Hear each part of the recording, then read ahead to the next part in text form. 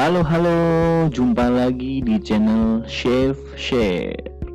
Nah, di video kali ini saya sengaja buat remake video ulang tentang Surat Cinta dari Bea Cukai. Sebelumnya udah pernah saya bikin, cuman ada beberapa masukan bahwa suaranya kurang jelas dan ya masih ada sedikit suara noise lah ya. Makanya coba saya buat lagi dengan tema yang sama. Harapannya teman-teman bisa lebih paham tentang dokumen-dokumen apa sih yang biasanya umum dikeluarkan oleh Direktorat Jenderal Bea dan Cukai. Surat Cinta dari Bea Cukai. Dan ini satu lagi catatan, ini istilah ini, dokumen-dokumen ini dari sisi kepabeanan ya. Kalau dokumen cukai nanti bisa berbeda lagi. Oke, yang pertama ada istilahnya SPPB, Surat Persetujuan Pengeluaran Barang. Merupakan surat persetujuan pengeluaran barang untuk impor barang melalui kargo. Dengan SPPB, maka kamu dapat mengeluarkan barang impor kamu untuk digunakan. Jadi dari seluruh alur pengajuan pemberitahuan impor, nah ini output yang paling ditunggu-tunggu nih, SPPB, Surat Persetujuan Pengeluaran Barang. Nah, SPPB ini biasanya erat kaitannya dengan dokumen PIB. Artinya dokumen itu yang biasanya digunakan untuk pemberitahuan impor barang yang konsaininya atau pemilik barangnya berupa nama badan atau PT. Jadi bukan perorangan. Makanya ada juga istilah barang kargo. Selanjutnya ada lagi SPPBMCP. Merupakan surat penetapan pembayaran bea masuk, cukai, dan atau pajak. Merupakan surat yang berisi tagihan total bea masuk, cukai, dan atau pajak yang terutang atas barang kiriman atau paket, sekaligus persetujuan untuk pengeluaran barang kiriman. Jadi SPPBMCP ini memiliki dua fungsi, yaitu sebagai penetapan untuk persetujuan barangnya dan juga penetapan sebagai tagihan atau billing. Nah, SPPBMCP ini biasanya dokumennya untuk barang-barang kiriman. Nah, erat kaitannya dengan barang paket ya. Paket artinya pemiliknya adalah konsaininya adalah perorangan, bukan badan. Nah, lebih spesifiknya lagi ada istilahnya dengan dokumen CN, consignment note. Nah, itu. Nah, ini output airnya adalah SPPBMCP. Mirip-mirip SPPB, cuman bedanya adalah yang SPPB biasanya untuk PIB atau barang kargo, SPPBMCP biasanya untuk barang kiriman. Selanjutnya, nah ini ada lagi istilahnya Surat Penetapan Pabean. Merupakan surat penetapan yang digunakan untuk menagih kekurangan pembayaran bea masuk dan pajak dalam rangka impor yang diterbitkan namun bukan berasal dari penetapan tarif dan atau nilai pabean impor. Di SPP ini di bidang kepabeanan ya, biasanya erat kaitannya dengan pemberian fasilitas-fasilitas kepabeanan, entah penundaan maupun pembebasan bea masuk, fiskal maupun PDRI. Nah, biasanya kalau ada koreksi-koreksi juga, koreksi-koreksi terhadap keputusan itu, dikeluarkanlah SPP, Surat Penetapan Pabean, gitu. Selanjutnya ada lagi istilahnya SPTNP. Nah, ini cukup jadi dokumen yang cukup ditakuti atau menjadi momok ya dalam tanda kutip. Jadi surat penetapan tarif dan atau nilai pabean merupakan surat penetapan yang diterbitkan oleh pejabat bea dan cukai ketika menetapkan tarif dan atau nilai pabean atas barang impor.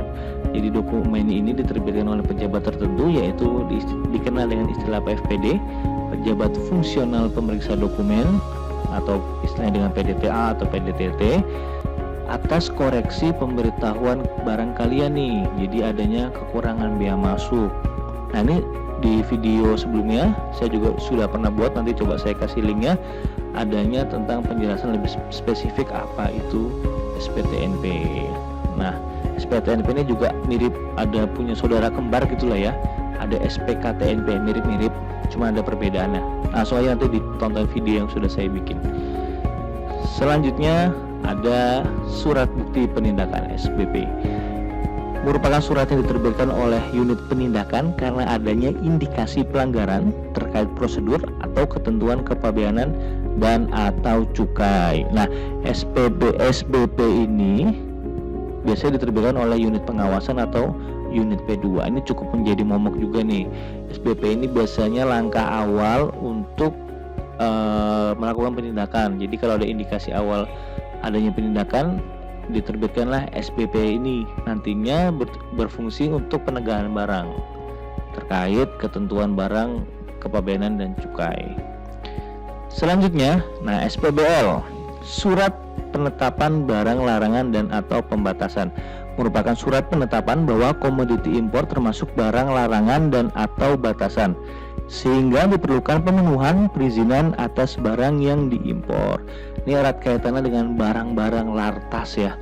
Tahu nggak barang lartas itu apa? Barang lartas itu barang larangan pembatasan. Apa itu? Nah, biasanya gambarannya gini. Kalau kita mau impor itu nggak semua komoditi bebas. Ada beberapa komoditi yang perlu perizinan.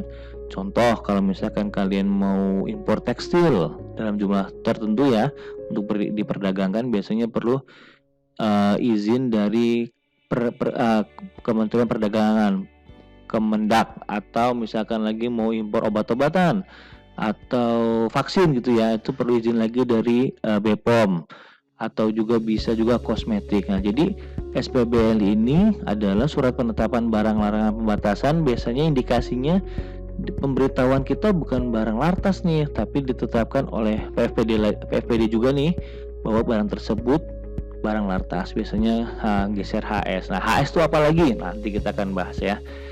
Oh ya, SPBL ini juga mirip-mirip, ada istilahnya NPBL, Nota Pemberitahuan Barang Lartas. Cuma bedanya kalau SPBL diterbitkan oleh PFPD, kalau NPBL biasanya diterbitkan oleh sistem atau oleh analyzing point. Jadi sebelum masuk ke sistem kepabeanan.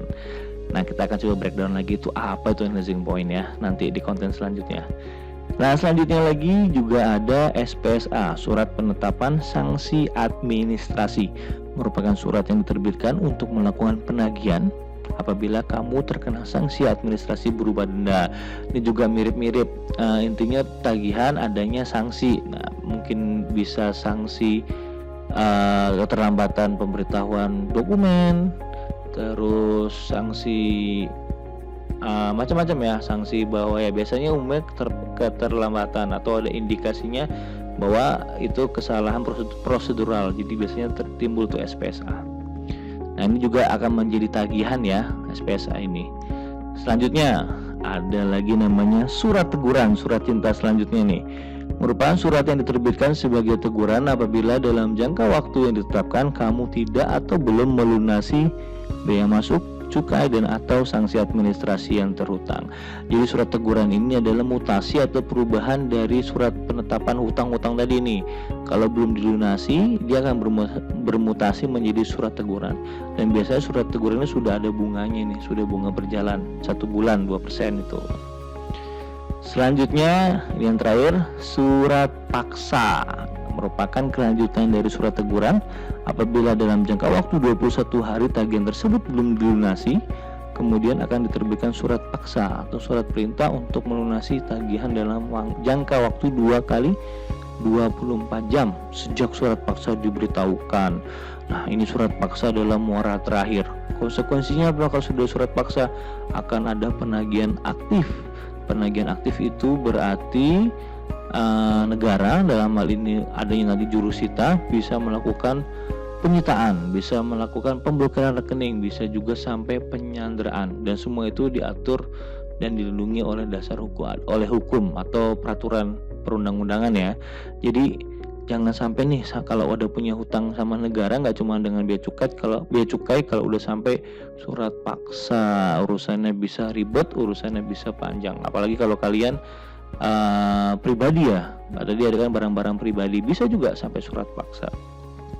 Oke, jadi sekian dulu itu review atau remake lagi tadi tentang surat cinta dari bea cukai dari sisi kepabeanan. Semoga dengan apa yang saya bahas tadi teman-teman bisa lebih paham, khususnya buat teman-teman yang mungkin baru bergabung atau baru mencobai dunia bisnis di ekspor impor atau erat kaitannya juga dengan kepabeanan. Jangan lupa subscribe dan jangan juga lupa like, dan jika dirasa bermanfaat video ini silakan share ke teman-teman, ke semuanya, teman-teman yang berkaitan dengan proses bisnis ini. Semoga video ini bermanfaat dan sampai ketemu lagi nanti di video-video selanjutnya. Bye-bye.